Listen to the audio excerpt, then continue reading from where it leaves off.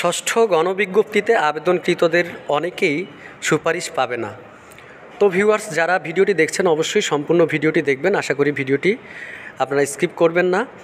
আর অনেকেই চিন্তা করেছে বা অনেকের মনে প্রশ্ন যে যেখানে 1,00,000-এর বেশি শূন্যপদ সেখানে অর্ধেকের মতো প্রার্থী আবেদন করেছে, তার মধ্যে আবার আজকে যে দুঃসংবাদটি আপনারা দেখছেন যে যারা আবেদন করছে তাদের মধ্যে সবাই কিন্তু সুপারিশ পাবে না। তো কেন সবাই সুপারিশ পাবে না সেই বিষয়টি জানতে হলে আপনাকে ভিডিওটি দেখতে হবে।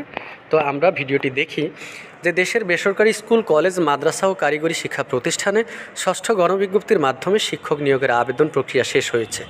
শীঘ্রই নিয়োগ সুপারিশ করা হবে বলে জানা গেছে। তবে আবেদনকৃতদের সবাই নিয়োগ সুপারিশ পাবে না বলে জানা গেছে। আমরা কিন্তু সবাই অপেক্ষায় আছি ষষ্ঠ গণবিজ্ঞপ্তিতে যারা আবেদন করেছে তাদের যে প্রাথমিক সুপারিশের অপেক্ষায় আমরা অপেক্ষমান। কিন্তু এখন যে সংবাদটি দেখলাম যে আসলে সবাই পাবে না, কেন পাবে না এটি জানতে চাইলে বেসরকারি শিক্ষক নিবন্ধন ও প্রত্যয়ন কর্তৃপক্ষ NTRC এর সচিব M Redwanul Haq the daily ক্যাম্পাসকে বলেন, কিছু কিছু সাবজেক্ট পদের চেয়ে প্রার্থীর সংখ্যা বেশি। এমন অনেক সাবজেক্ট আছে যেখানে পদের চেয়ে কিন্তু প্রার্থীর সংখ্যা বেশি। এই পদগুলো চাইলেও সবাইকে সুপারিশ করা সম্ভব হবে না। ফলে আবেদনকৃত সবাই সুপারিশ পাবে না এটি বলার সুযোগ নেই।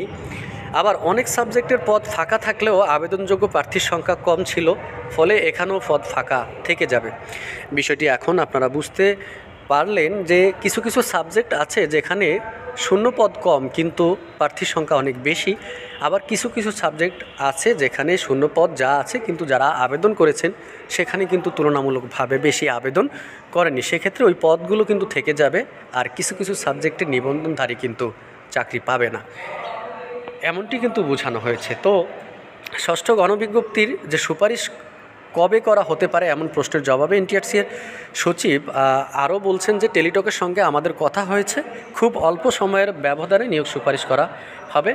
এবার আবেদনের সঙ্গে পুলিশ ভেরিফিকেশন ফর্ম পূরণ করতে হয়েছে, ফলে সুপারিশে খুব বেশি সময় লাগবে না। তো আমরা আশা করি খুব দ্রুত সময়ের মধ্যে এই ষষ্ঠ গণবিজ্ঞপ্তির যে প্রাথমিক সুপারিশ সেটি করা হবে।